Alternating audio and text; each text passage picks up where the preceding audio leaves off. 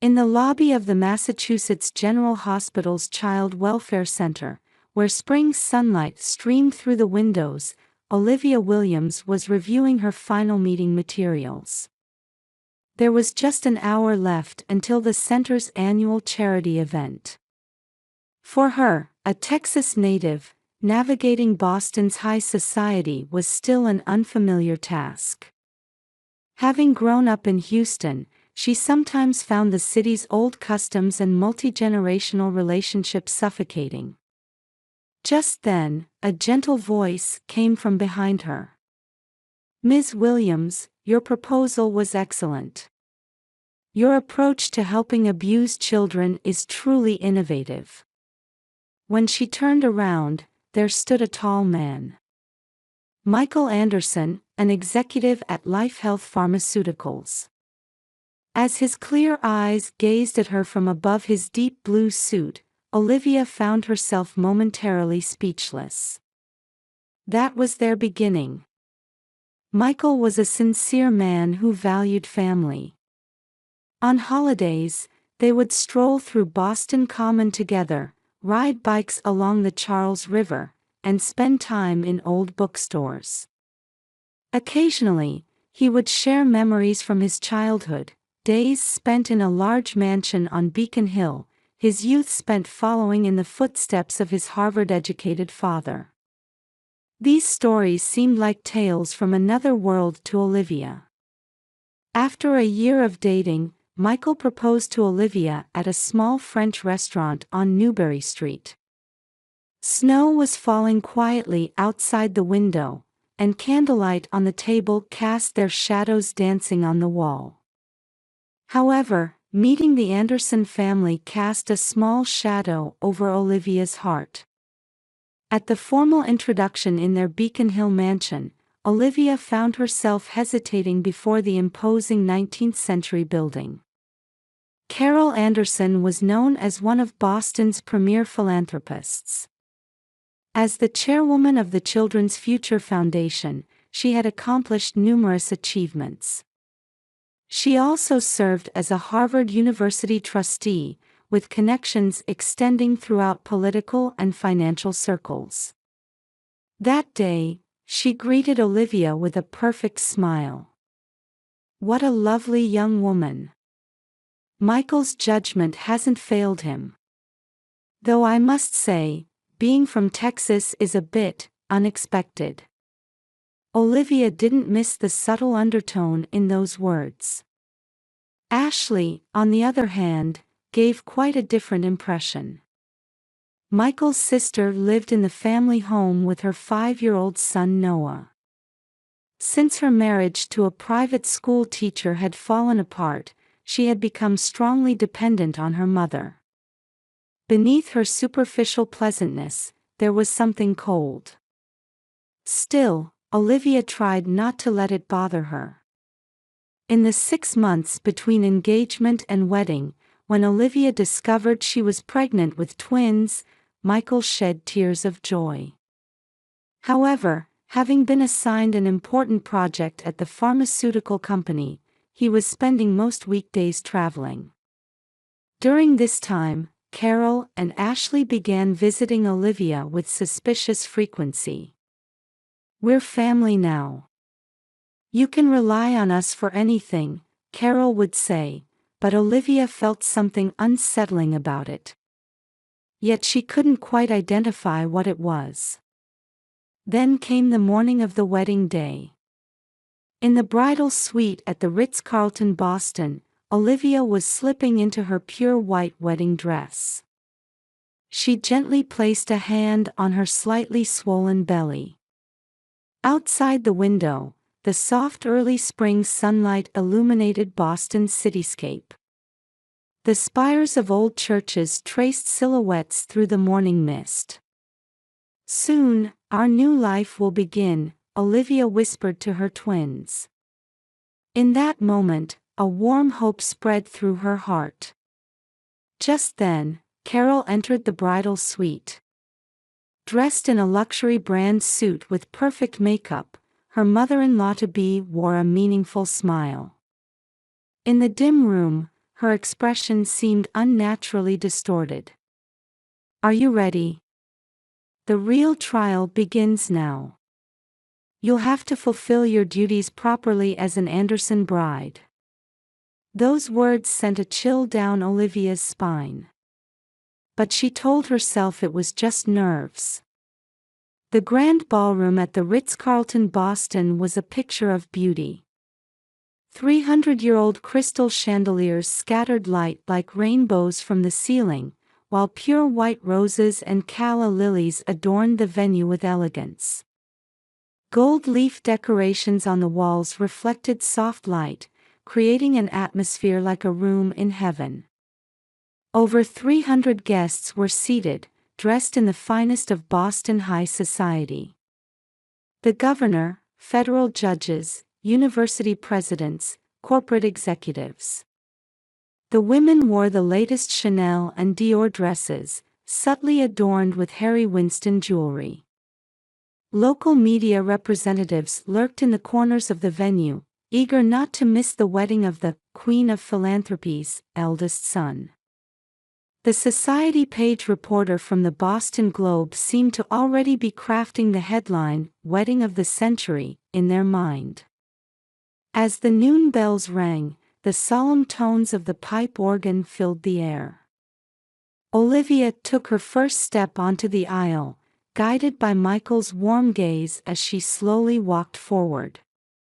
Her pure white wedding dress was specially designed by Vera Wong, a dress that Carol had strongly insisted was befitting a bride of the Anderson family. Every piece of lace was designed to express the dignity of the bride. As hymns played solemnly, the couple faced each other before the minister. Michael's eyes were filled with pure love. The ceremony proceeded smoothly. They exchanged vows and rings, pledging their love. Yet deep in Olivia's heart, the anxiety from the morning remained. As the reception began, the atmosphere gradually became more festive. Champagne corks popped, and a live orchestra filled the room. The Boston Symphony Orchestra's principal violinist created an elegant atmosphere with Mendelssohn's Wedding March. The chef's special, poached Maine lobster with seasonal vegetables, was served, and wine flowed freely. "Ladies and gentlemen," Carol's voice rang through the venue as she took the microphone. Dressed in an Oscar de la Renta drop-shoulder gown, she embodied the dignity of high society's queen. "I thank you all from the bottom of my heart for gathering here on this joyous day for the Anderson family." Warm applause erupted from the audience at her mother-in-law's perfect smile. But the next moment, Michael's phone rang. "An emergency conference call with a client," he said. With an apologetic expression, he left his seat and the venue. "I should be back in about 30 minutes, were his last words as Olivia was left alone. In that moment, she instinctively knew something was about to happen. As if on cue, the atmosphere began to change. First, the waitstaff's attitude shifted. Service to Olivia's table became extremely delayed. Wine wasn't poured. Eyes around the room began darting toward her. The subtle harassment particular to high society had begun. Ashley started speaking deliberately loudly. Her Hermes dress gleamed like a poisonous snake. "Hey, do you know where in Texas she's from? It's Houston, and not just anywhere in Houston, the low-income area. Her father was a supermarket clerk, her mother a cleaning lady. To think that in our family line." Laughter began leaking from corners of the venue. Olivia took a deep breath and maintained her composure. As a child welfare counselor, she was trained to deal with people's malice. Facing abuse and discrimination was part of her daily work. But the atmosphere here was clearly abnormal. Carol took the microphone again. This time, her previously loving expression had vanished, replaced by a cold smile. The chandelier light made her expression even more eerie. Her eyes gleamed with an unusual brightness beneath her makeup. "Oh yes, I have an announcement to make," Carol's voice deliberately slowly echoed through the venue. "Let me introduce our new housekeeper." The venue fell dead silent. The high society crowd seemed to hold their breath, as if sensing what was about to happen. "From now on, you'll be our housekeeper and babysitter. You're nothing but a slave. That's only natural if you're entering the Anderson family." At those words, Olivia instinctively tried to stand up. But as if anticipating this movement, Carol's foot moved swiftly. Her luxury brand leather boot struck out toward Olivia's abdomen. A dull thud echoed, followed by sharp pain. She had been kicked in her pregnant belly by the leather boot. Olivia reflexively curled up, trying to protect her twin babies. Before she could even scream, Ashley's high-pitched laughter rang out. Elegantly tilting her crystal wine glass, she said, "Of course, you'll take care of my baby too. For free. And all of Noah's care is your job too. That's only natural for a servant, isn't it?" Hesitant laughter began leaking from the venue. While witnessing this abnormal scene, the high society crowd, fearing the Anderson family's influence, remained silent. Though some lowered their eyes, others turned away. Media reporters were frantically writing. Tomorrow's headlines seemed to already be forming in their minds. Their eyes were bloodshot with the anticipation of a scandal for the social pages.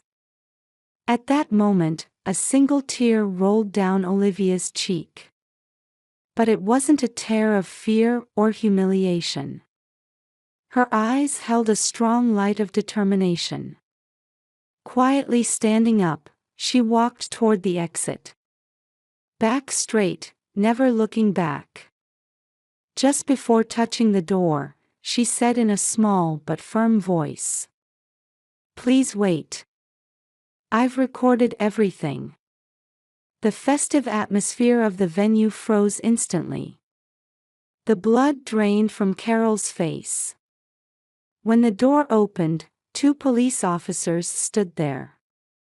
Detective James O'Connor from the Boston Police Special Investigation Unit and Lieutenant Sarah Morrison from the Child Abuse Special Task Force. Behind them stood Michael. His expression showed a mix of anger and sadness. "Mrs. Carol Anderson, you're under arrest for assault." Detective O'Connor's voice echoed through the silent venue. The chandelier light dimly illuminated the police badges.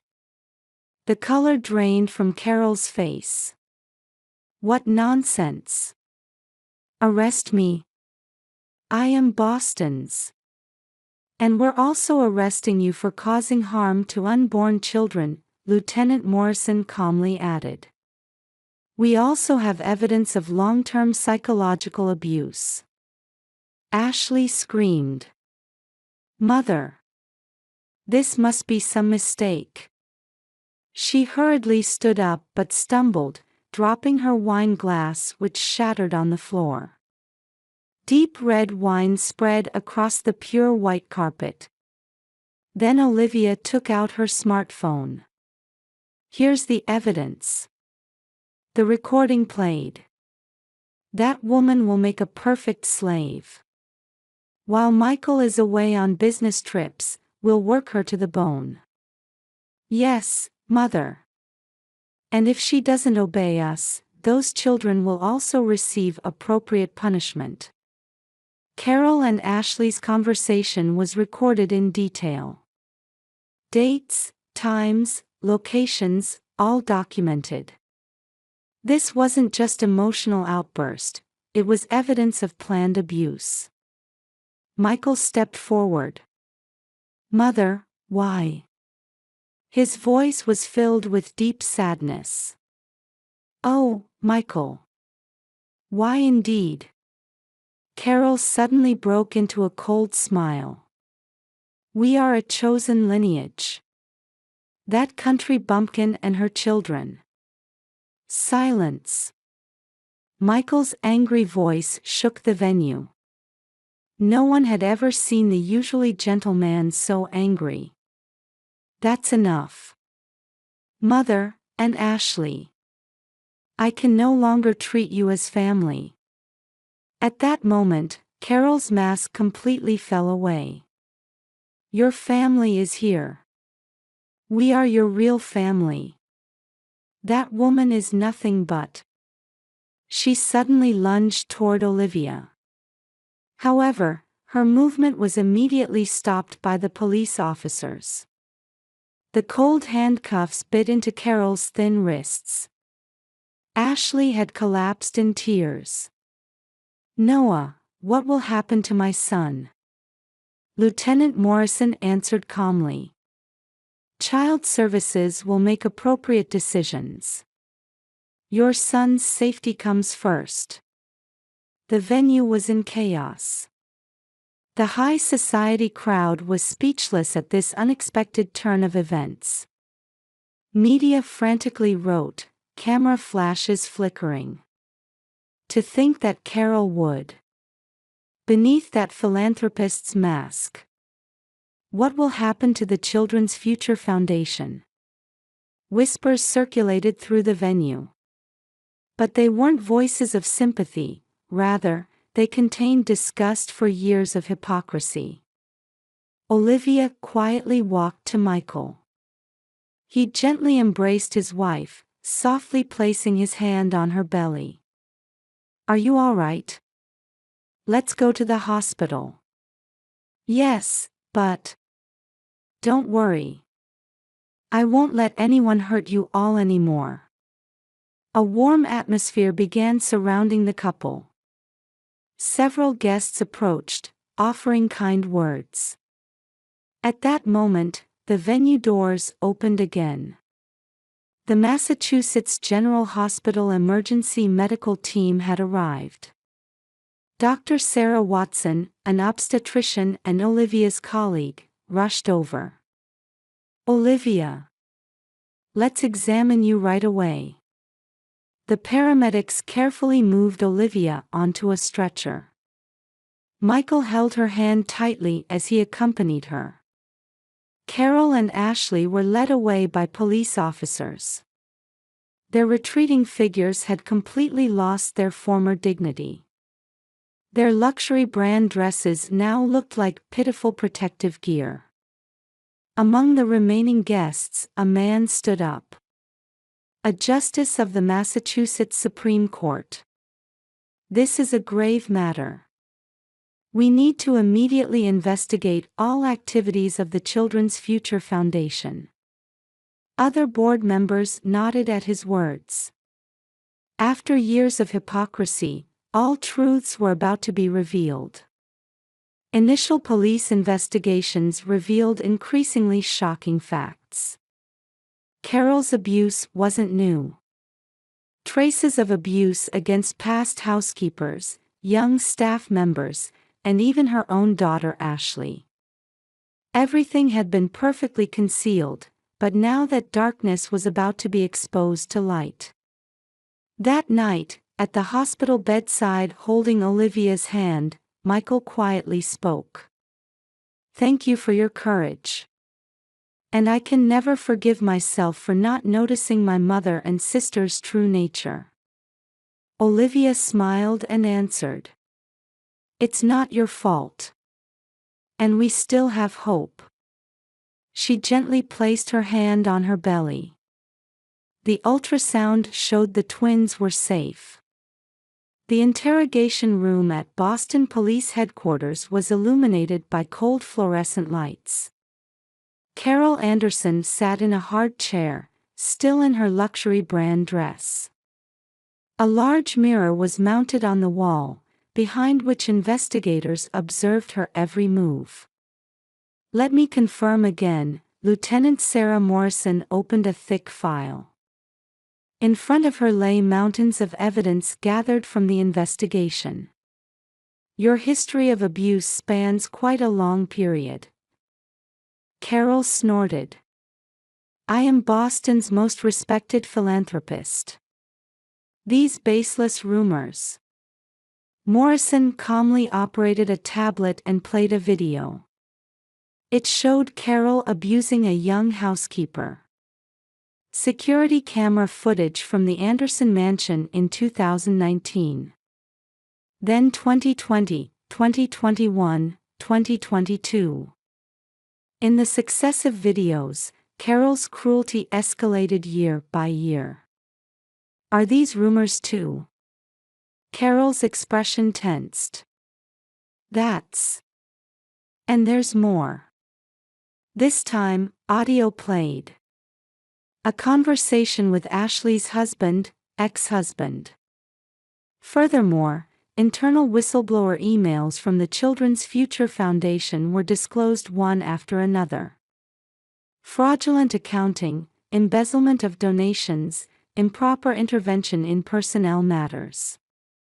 Evidence of systematic crimes spanning over 20 years came to light one after another. In another room, Ashley was also being interrogated. She had already begun telling everything.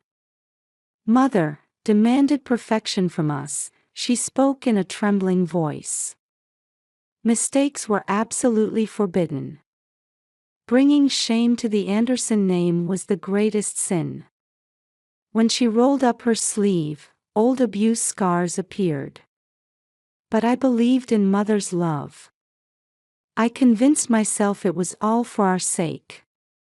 Outside the interrogation room, Michael was having a serious discussion with a lawyer. Jane Hamilton, sent from Boston's most prominent law firm. "This isn't just a domestic violence case," Hamilton said. "Large-scale fraud using a charitable organization, systematic abuse over a long period, and..." She spread new documents. They contained records from Carol's younger years. 1985, her first marriage. Her husband's suspicious accidental death. 1990, divorce from her second husband. His disappearance immediately after. And then marriage to her current husband. Michael's father. All the patterns match. In the Massachusetts State Prosecutor's Office Special Investigation Room, teams worked around the clock analyzing evidence. 20 years of Children's Future Foundation's accounting records, emails, phone records. Everything was thoroughly investigated. "Track the flow of donations," the prosecutor instructed. "Especially transfer histories to offshore accounts." Data analysis revealed shocking facts one after another. Through charitable work, Carol had privately diverted approximately $50 million. Her methods were clever, routing through multiple shell companies before finally transferring funds to secret accounts in the Cayman Islands. Even more serious was the number of abuse victims. Over 20 years, more than 30 housekeepers had worked for the Anderson family. Most disappeared after a few months. Many were immigrants who endured abuse to continue sending money to their families back home. Newspapers began reporting extensively on the case. The social impact far exceeded expectations. Boston's high society was deeply shaken. Prominent figures who had close relationships with Carol were questioned one after another about their responsibility. The credibility of the entire charitable sector came under scrutiny. Media continued reporting new facts daily. Former housekeepers began coming forward with testimonies. We were constantly watched by surveillance cameras. Meals were only once a day, and just leftovers. They took our passports and restricted our movements. The Massachusetts General Hospital medical team analyzed traces of past abuse medically. The results were even more shocking. Ashley's body bore marks of abuse from childhood. However, they had been cleverly concealed.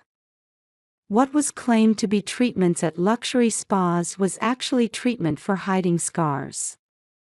New testimonies emerged from within the Children's Future Foundation as well. Her attitude at board meetings was like a dictator. Staff who voiced opposing opinions were immediately ruined.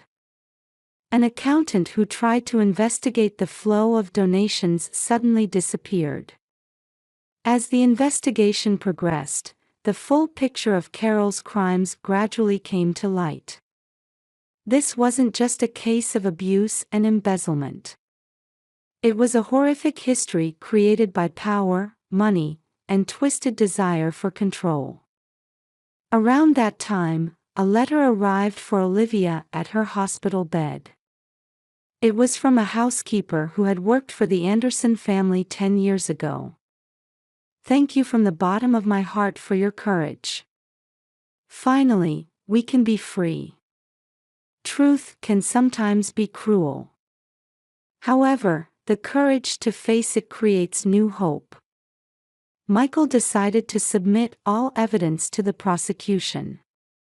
"Even if she's my mother, justice must be served." 6 months later, in a quiet residential area in the Boston suburbs, maple trees beginning to turn red gently embraced a new mansion. "Good morning, my angels." Olivia opened the curtains, letting morning sunlight into the twins' bedroom. Emma in her pink bed and Noah in his light blue bed stretched their tiny limbs as they awoke. Both had inherited Michael's eyes and Olivia's smile. Downstairs in the kitchen, Michael was preparing breakfast. He now headed the pharmaceutical company's research and development division. He poured his passion into developing new drugs for pediatric care while treasuring time with his family. The final verdict is in, Olivia showed her smartphone screen. The Massachusetts Supreme Court had sentenced Carol to 15 years in prison and Ashley to 7 years. Additionally, they were ordered to return the approximately $50 million they had misappropriated and pay compensation to the victims. "It's finally over," Michael's voice mixed relief with sadness. During the trial, there had been unexpected developments. Before beginning her sentence, Ashley completely gave up custody of her son Noah. In exchange, she promised to undergo counseling for rehabilitation. Within her had grown a desire to break the cycle of abuse received from her mother. Carol never admitted her wrongdoing until the end. However, her immense influence was completely lost. The Children's Future Foundation was dissolved and reborn as the New Hope Foundation under a new board of directors. The lives of former victims also began moving forward bit by bit. Former housekeepers began new lives with compensation from the foundation. Some opened small restaurants, others started attending their dream schools. Many became involved in supporting victims of human trafficking and abuse, using their own experiences. Olivia also began new activities. In addition to her work at Massachusetts General Hospital, she established a support organization called Survivor's Voice. It created a safe place for victims of domestic abuse and power-based oppression to speak up. These activities gradually spread nationwide. In a television interview, Olivia said, "We all have the right to live as ourselves. taking that away through power or money is never acceptable. And if you have the courage to speak up, someone will surely help you. Michael also launched a research project at the pharmaceutical company focusing on mental health care for abuse victims. The old Anderson mansion was reborn as a victim support center. The place once filled with dark memories now radiates hope. One weekend afternoon, while walking in the park with their family, a stranger approached them. "Are you Olivia?" She spoke with tears in her eyes. "My daughter was saved by the counseling at your organization. Thank you so much." They had been hearing such words more frequently lately. The twins continued growing steadily. Emma developed her mother's compassionate heart, while Noah inherited his father's strong spirit of inquiry. Both thrived in the warmth of their family. Sometimes Ashley's son Noah, the twins' cousin, would come to play. He lived with a foster family, growing up in a new environment filled with love. The wounded child's heart was healing slowly but surely. A new family photo adorned the living room wall. It showed the smiling family of 4 with a large maple tree that had grown tall. The past suffering had certainly left deep scars. However, those scars now served as proof of new hope. Michael and Olivia walked forward together. Though they sometimes shed tears, they never lost hope. And their story continues to give courage to many people. The importance of speaking up. The strength to protect loved ones. And hope for building a new future. In the evening sky they watched as a family, a sunset spread across the horizon, promising a new tomorrow. "Hey, Michael," Olivia said while holding the twins. "We're going to be all right." "Yes, we are," he answered with a gentle smile. "Let's keep walking forward together." The seasons change, trees sprout new buds, and the story of hope continues.